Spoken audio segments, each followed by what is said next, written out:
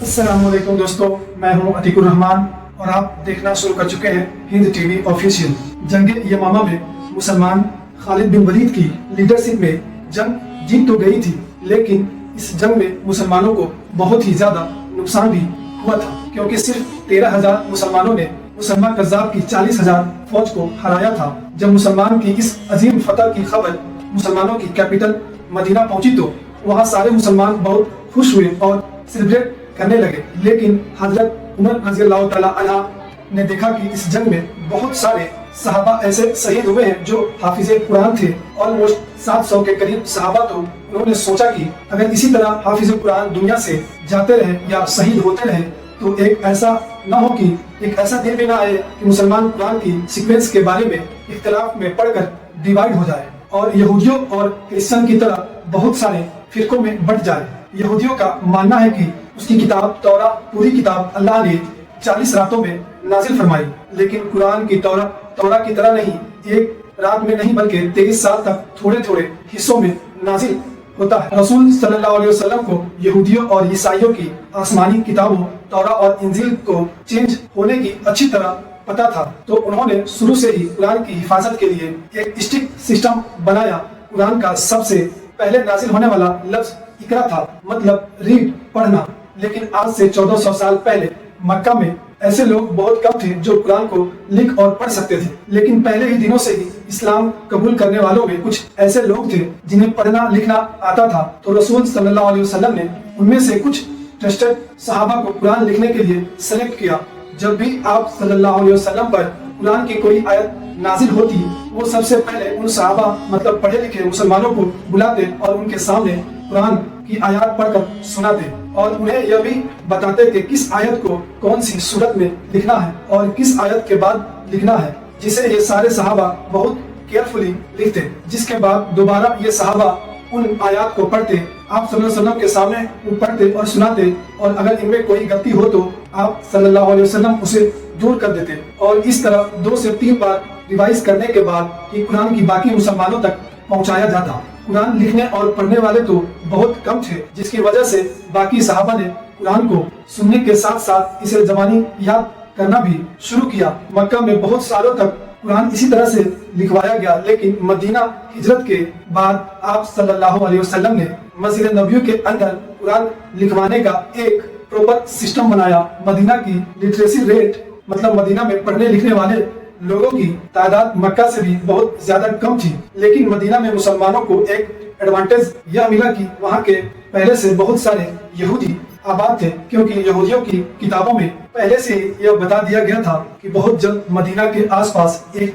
پیغمبر آنے والا ہے۔ اس لیے ہجرت سے 500 سال پہلے جب فلسطین کے علاقے میں رومن امپائر نے یہودیوں پر ظلم کرنا شروع کیا تو ان میں سے بہت سارے یہودیوں نے فلسطین کو چھوڑ کر عرب کی طرف آئے اور اسپیشلی مدینہ اور اس کے آس پاس آباد ہوئے اور اس پیغمبر کا انتظار کرنے لگے۔ یہودیوں کی آسمانی کتاب تورا ایک کتاب ہونے کی وجہ سے ان میں ایجوکیشن کی اہمیت عربوں کے مقابلے میں بہت زیادہ تھی، جس سے مدینہ کے لوگوں نے اب تک کوئی فائدہ نہیں اٹھایا تھا، لیکن جیسے ہی رسول صلی اللہ علیہ وسلم نے مدینہ ہجرت کر کے آئے تو انہوں نے یہودیوں کے ایجوکیشن سسٹم سے مسلمانوں کو بھی فائدہ پہنچانے کی کوشش کی اور بہت سارے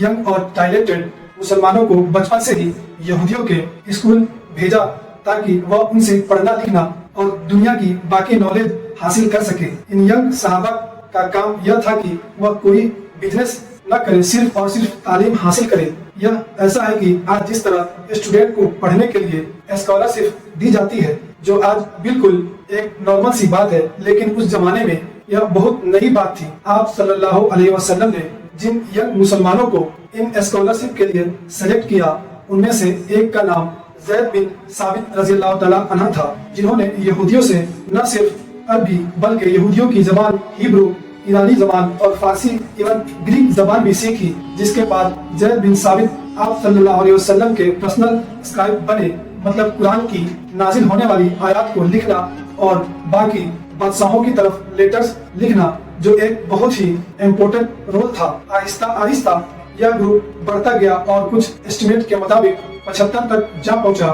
تو آپ صلی اللہ علیہ وسلم نے मस्जिद नबवी के अंदर ही एक पोजीशन इन्हीं यंग स्टूडेंट सहाबा के लिए बनाया, जहाँ यह सहाबा आप सल्लल्लाहु अलैहि वसल्लम से कुरान सीखते, उसे प्रॉपर्ली लिखते और फिर बाकी मुसलमानों तक पहुँचाते। हिजरत के सिर्फ 2 साल बाद जंग बदर में मुसलमानों ने पहली बड़ी फतह हासिल की, जिसमें मुसलमानों के हाथ बहुत सारे कैदी भी आए, जिनमें से बहुत सारे कैदियों को तो फिदिया लेकर रिहा कर दिया गया, लेकिन कुछ ऐसे कैदी थे जो अपनी रिहाई के लिए फिदिया नहीं दे सके। तो उन्होंने आप सल्लल्लाहु अलैहि वसल्लम ने यह ऑप्शन दिया कि अगर वो 10 मुसलमानों को पढ़ना लिखना सिखा दे तो मुसलमान उन्हें रिहा कर देंगे। इस तरह मदीना में यहूदियों के अलावा मुसलमानों ने भी अपने स्कूल बनाना शुरू कर दिए और आहिस्ता आहिस्ता मदीना की लिटरेसी रेट बाकी अरब के मुकाबले में बढ़ने लगी। इन स्टूडेंट का काम सिर्फ कुरान लिखना नहीं था, बल्कि मदीना की रियासत के बाकी डॉक्यूमेंट्स और रजिस्ट्रेशन भी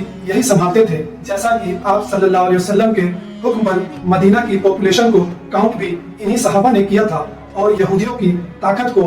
टेकल करने के लिए आप सल्लल्लाहु अलैहि वसल्लम ने मदीना में एक बाजार बनाया था, जिसकी सारी डॉक्यूमेंटेशन यही एजुकेटेड स्टूडेंट करते थे। आप सल्लल्लाहु अलैहि वसल्लम ने जिंदगी में तो यह सारा सिस्टम ऐसे ही चलता रहा, मतलब कुरान को केयरफुली लिखा जाता, उसे पढ़ा जाता और बहुत सारी सहाबा उसे ज़बानी याद कर लेते। लेकिन कुरान आप सल्लल्लाहु अलैहि वसल्लम की जिंदगी के आखिरी साल तक नाजिल होता रहा, जिसकी वजह से कुरान एक कंप्लीट बुक की शक्ल में लिखना इम्पॉसिबल था। और रसूल सल्लल्लाहु अलैहि वसल्लम के वफात के कुछ ही अरसे बाद जंग यमामा में 700 हाफिज कुरान शहीद हुए। तो हजरत उमर रज़ी अल्लाह तआला अन्हु ने सोचा कि अगर इसी तरह सहाबा शहीद होते गए और आने वाले मुसलमानों के लिए कुरान एक कंप्लीट बुक की शक्ल में न हुआ तो कहीं ऐसा न हो कि मुसलमान एक दिन कुरान के सीक्वेंस के बारे में इख्तिलाफ में पढ़कर डिवाइड न हो जाए। तो वो सीधा खलीफा अबू बकर रज़ी अल्लाह तआला अन्हु के पास गए और उन्होंने समझाने की कोशिश की कि हमें एटलीस्ट एक कुरान ऐसा कंप्लीट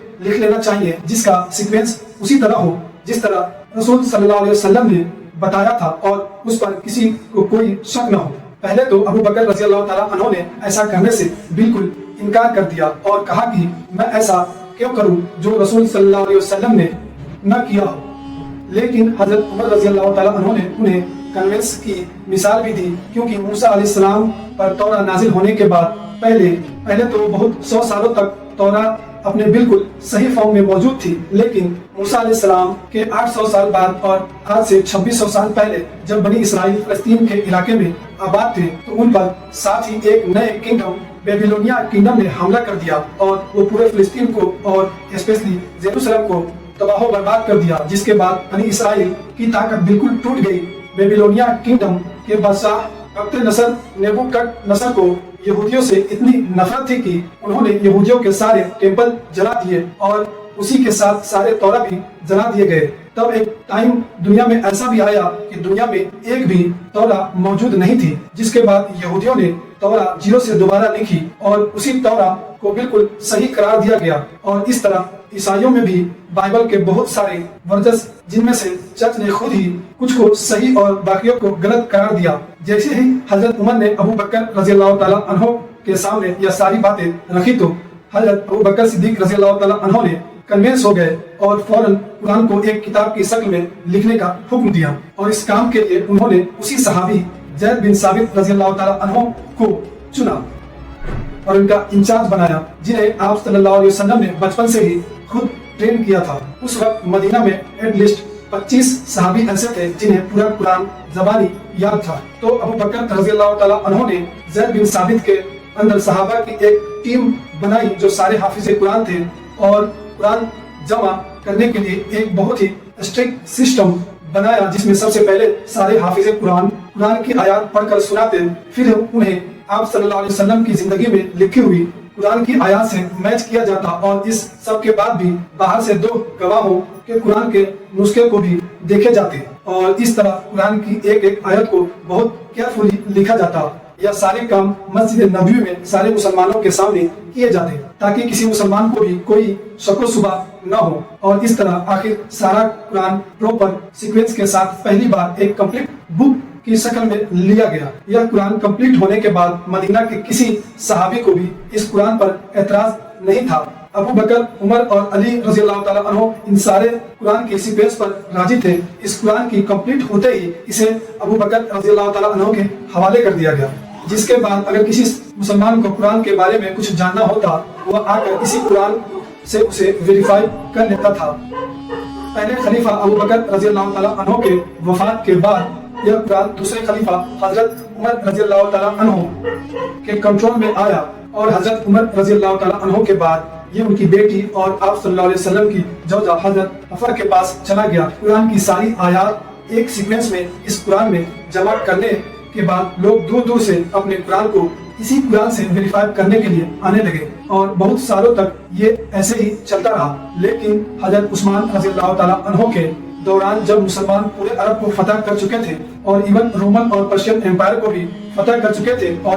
اب ایک طرف افغانستان اور دوسری طرف الجیریا کو فتح کرنے میں بیزی تھے، جس کو ہم پورا ایکسپلین کریں گے تو صحابہ تو اتنی بڑی امپائر کی آرمی میں سے ایک فوج رشیا کے بارڈر کے پاس ارمینیا کو فتح کر رہی تھی۔ ایک دن وہی رشیا کے بارڈر کے پاس ایک مسجد میں نماز کے بعد کچھ لوگ کھڑے ہوئے اور انہوں نے امام سے کہا کہ آپ نے اس نماز میں جو قرآن کی آیات پڑھی ہے وہ غلط ہے، اور وہ اس طرح نہیں بلکہ اس طرح ہے، جس پر کچھ اور لوگوں کھڑے ہوئے اور کہا کہ نہیں، امام نے بالکل صحیح پڑھا ہے۔ ان دونوں گروپ کی مسجد کے اندر ہی بہت سخت لڑائی ہونے والی تھی کہ اس فوج کے کمانڈر حذیفہ نے انہیں روک دیا۔ جیسے ہی یہ فوج جہاد سے واپس مدینہ آئی تو اس فوج کے کمانڈر حذیفہ آپ نے گھر جانے کے بجائے سیدھا خلیفہ عثمان رضی اللہ تعالیٰ عنہ کے پاس پہنچے اور انہوں نے کہا کہ یا امیر المومنین امت محمدیہ کو بچائیے، اور حضرت عثمان رضی اللہ تعالیٰ عنہ کو وہ سارا قصہ سنایا۔ اصل میں یہ دونوں گروپ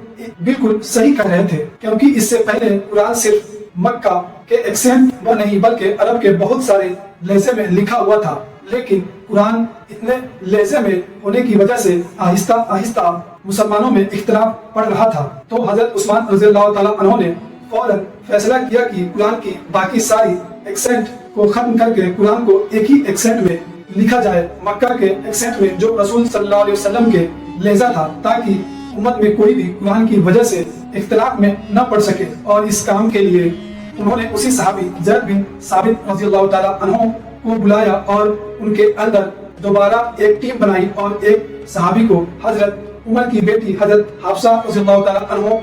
کی طرف بھیجا، جو کہ ان سے وہ قرآن لے کر آئے جو ابو بکر رضی اللہ تعالیٰ عنہ کے دور میں لکھوایا گیا تھا، اور اس طرح ایک کمپلیٹ قرآن مکہ کے ایکسینٹ میں لکھوا دیا گیا۔ یہ قرآن کمپلیٹ کرنے کے بعد مدینہ میں اور پورے امپائر میں اعلان کر دیا گیا کہ جس کے پاس بھی قرآن کے نسخے موجود ہیں وہ ان ساروں کو گورنمنٹ کے پاس جمع کرائے، اور پھر ان سارے قرآن کو جو عربی کے ڈیفرنٹ ایکسینٹ میں لکھے ہوئے تھے اور جس کی وجہ سے مسلمانوں میں اختلاف پڑ رہا تھا، ان ساروں کو حضرت عثمان رضی اللہ تعالیٰ عنہ نے جمع کیا، اور امت کے اندر اس اختلاف کو ہمیشہ کے لیے ختم کرنے کے لیے ان سارے ڈیفرنٹ ایکسینٹ والے قرآن کو آگ لگا کر ختم کر دیا گیا، اور اس قرآن کو جو مکہ کے ایکسینٹ میں مطلب رسول صلی اللہ علیہ وسلم کے ایکسینٹ میں لکھا گیا تھا اسے اسلامک امپائر کے سارے پروویژن کے طرف بھیج دیا گیا، اور قرآن کی جو کاپیز ان صوبوں کو بھیجی گئی ان میں سے آج بھی کچھ کاپیز دنیا میں بالکل صحیح موجود ہے، جس سے قرآن کی اوتھنٹسٹی کی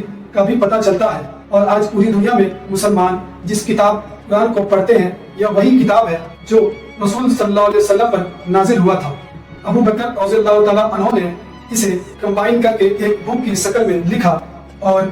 حضرت عثمان رضی اللہ تعالیٰ عنہ نے اسے ایک ہی طریقے سے ایک ہی ایکسینٹ میں لکھوایا۔ لیکن جس بات سے حضرت عمر رضی اللہ تعالیٰ عنہ ڈر رہے تھے کہ کہیں مسلمان قرآن کی سیکوینس کی وجہ سے یہودیوں اور کرسچن کی طرح فرقوں میں نہ بڑھ جائے، تو مسلمان قرآن کی وجہ سے تو فرقوں میں نہیں بیٹھے لیکن باقی چیزوں میں مسلمان بہت سارے فرقوں میں بڑھ گئے۔ لیکن اتنے سارے فرقوں کے بعد بھی دنیا کے سارے مسلمان ایک چیز پر متفق ہے، اور وہ ہے قرآن۔ تو دوستو، آپ کو یہ ویڈیو کیسے لگی ہمیں کامنٹ باکس میں ضرور بتائیں، اور آپ چاہتے ہیں کہ کس ٹاپک پہ ویڈیو بنائیں تو آپ ہمیں کامنٹ باکس میں ضرور اپنی رائے دے سکتے ہیں۔ اگر ویڈیو اچھی لگی ہو تو ہمارے چینل پر نئے ہیں تو چینل کو سبسکرائب ضرور کر لیں، اور ہم فیس بک پہ دیکھ رہے ہیں تو فالو ضرور کر لیں۔